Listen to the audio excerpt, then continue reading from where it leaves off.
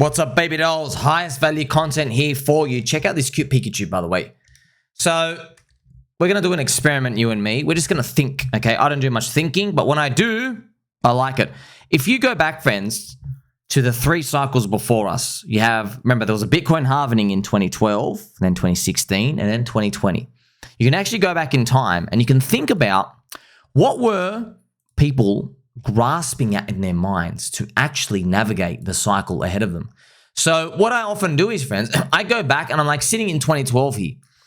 And what people naturally do is they'll come up and they'll say, oh, I would have sold the top exactly and then I would have bought the bottom, obviously, which is just complete false. But what you would really want to do is you come back and you look at Bitcoin and you go, where are we right now? We go, okay, we were here in this Bitcoin halving, it had passed. Where is it? Where's the industry going? It's going up here. Now, a pleb who basically has a scarcity mindset, they would want to go back in time and be told to buy the exact coin at the same time, the perfect time, and to dump everything and quit. All right. I don't want to think about that because that is a losing strategy. The best thing you want to do to think about is if you go back in time, what lessons could we learn around us end up coming true in the cycle that plays out? And one thing I want you to be aware of is that if you go back in time here, friends, okay, now you don't have a formula, but everybody here, so they've passed the Bitcoin halving, it's been like 4 or 5 months, 6 months, whatever. Everyone there are winners in a pool of people. So if you go back, there's 100 people, maybe just chatting on internet forums, and you're looking at everyone, you don't know who's going to be the winner. You have no idea. You don't even know who's going to be like the top 5. You got no idea. It's literally just a bunch of people holding. One person's going to be trading. Another person's like maybe day trading, swing trading. Another person is like Bitcoin mining. One person's mining. Another person is buying different altcoins. You've got no idea, right? You even have, like back then, you have Charlie Lee making Litecoin. So there's all these different actions you could actually take. Now, holding Bitcoin did really well. But when you think about that, holding and believing Bitcoin did really well. The trading part wrecked. A lot of these other strategies that people tried got wrecked. And, you know, as you actually moved into the next cycle after that, 2016, you move into here, it becomes even more difficult. Why? It's because you don't have 8 altcoins to choose from anymore. Now there's literally 200. But it came down to the same thing. Altcoin, right? The altcoin holders who basically held the whole way, they did the best. Unfortunately, most people didn't hold the whole way or believe. They end up buying the tops. But you have to just have an appreciation for that. Where we are today, friends, where we are exactly today, we look around, there is nothing to tell us who's going to win the most. We have no idea. And you can't let yourself get like basically confused or even like conned, because there are people who'd be like, aha, I have the winning strategy. I am going to follow this trend. I know what's happening. I have this special VC deal, whatever the hell it is. Everybody is posturing that they know what the hell is going on. No one knows what the hell is going on. No one. Go back to every single cycle and stand at the Bitcoin halving. I remember where we were, friends, here. I remember where we were here. Okay, I'm telling you now, this is 2020. Absolutely no one around me was saying, Dogecoin, you will be the 250x chosen one. No one. No one was talking about Doge. Nobody was talking about SHIB. Few people. But guess what? Like, you know, okay, there's few people talking about SHIB. But like, there's 400,000 voices. It's like, all right, I guess I came across you, but why should I listen to you over like the 300,000 options out there? So think about that for our mind. There is stuff out there in the market right now. People have probably thrown it our way and we're like, never going to move, buddy. I just, you know, I can't see that working out. But yeah, you just have to accept this chaotic randomness. This is the game. This is the game that's appearing right in front of us. So that's why I've put it here in a tweet here for you.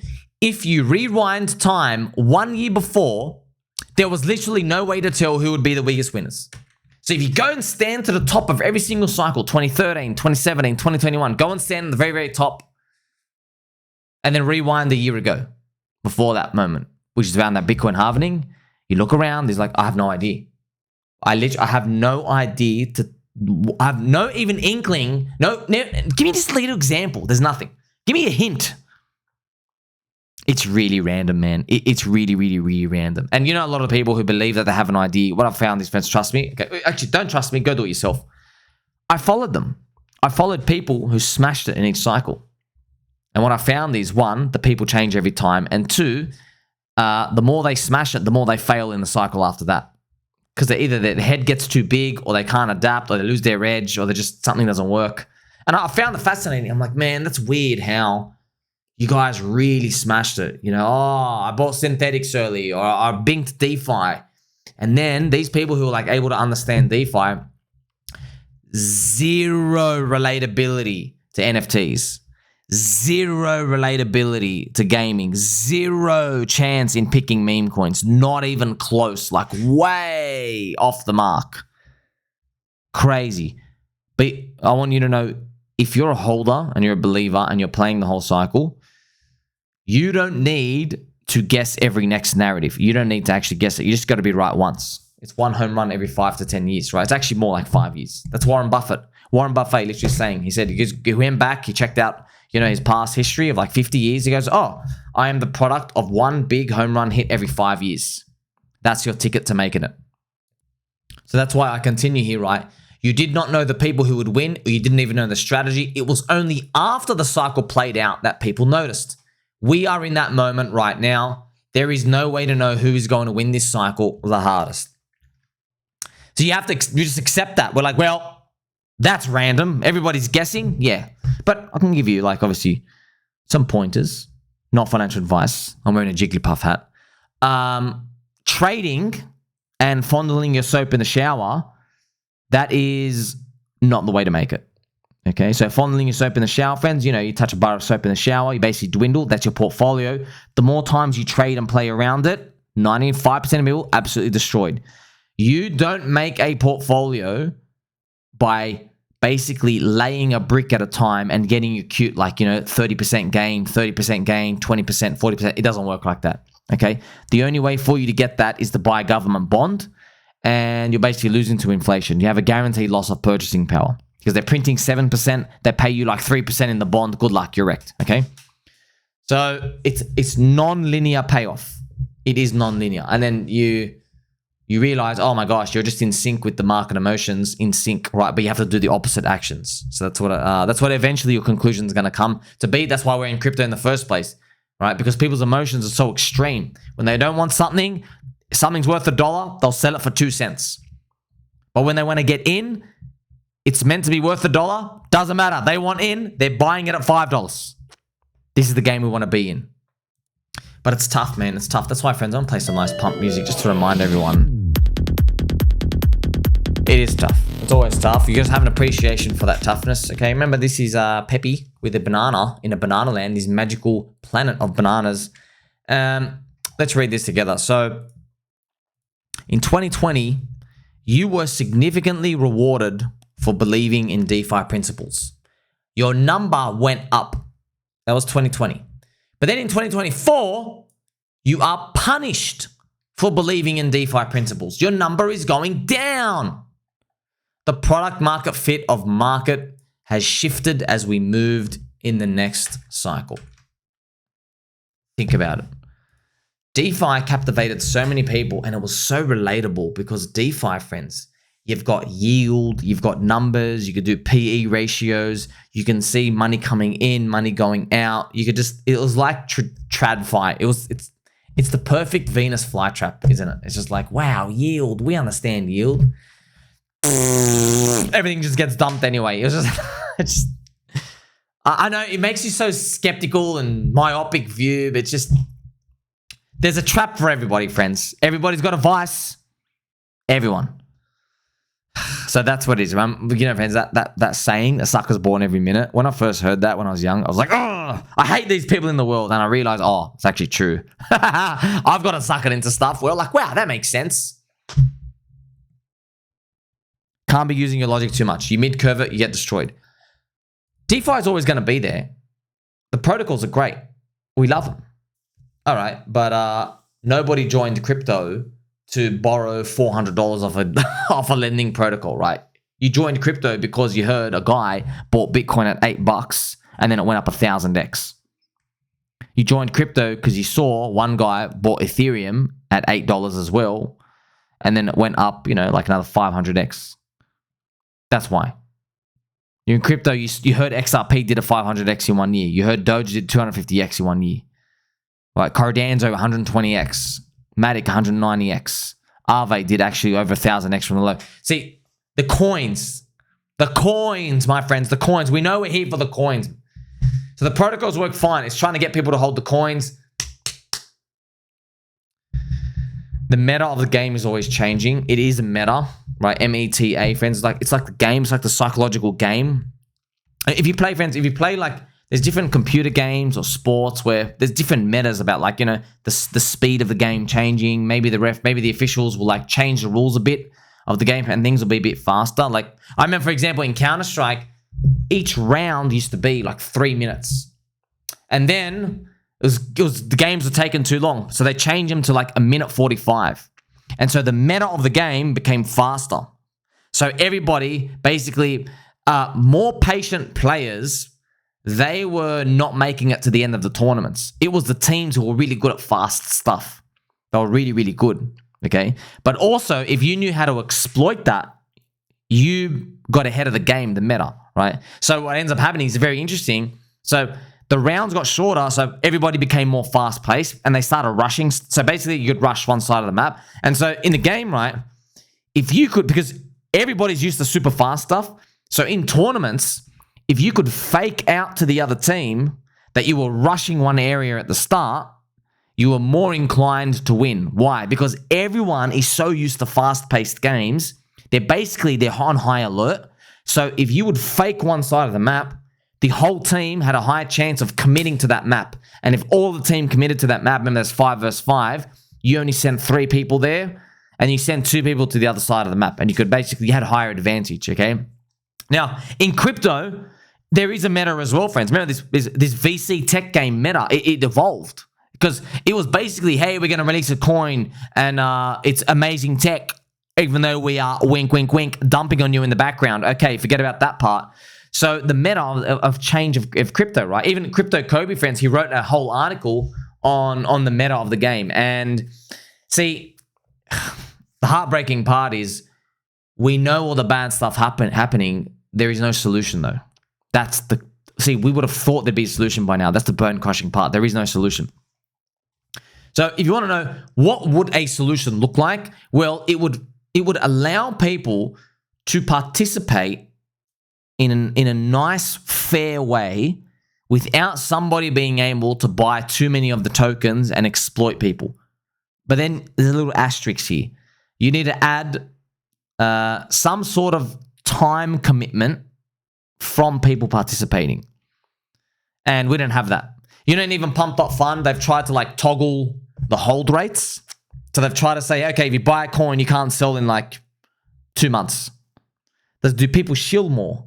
They're experiments we're trying to work out, right? We're okay, if you buy a coin in the first 2 months, you literally cannot click sell. Once you're in, you got to get everyone in. Everyone's got to, but then what ends up happening, I guess, on the unlock, everyone dumps. Does it really sell everything? I don't know. It's tough. It is tough, but the meta's changing in crypto, right? The meta's changing. That's why people who try to predict the next meta, yes, they are great. It's 1 in 10,000 people, man. And no one knows what the hell's going on next. I mean, literally, everyone kept adding technology coins into crypto, but then the meta just did a complete 180, and then we had meme coins come out. Meme coins add 0 technology. Now, what people got wrong is, they still get it wrong today, they say meme coins are useless. No tech. Wrong. Meme coins, relative to the current existing crypto nerds, it looks like it's no technology. This is not true.